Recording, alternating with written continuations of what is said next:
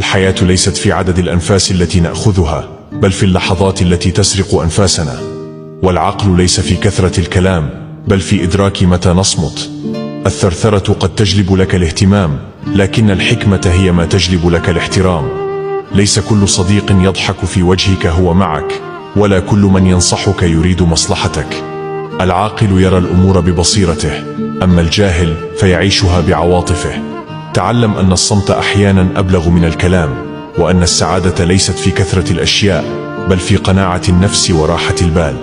العاقل يعرف متى يمسك بيده، ومتى يترك الأمور تجري كما كتبت لها. الحياة لا تعطي دروسها مجانا، لكن العاقل هو من يتعلم منها دون أن يكرر الخطأ.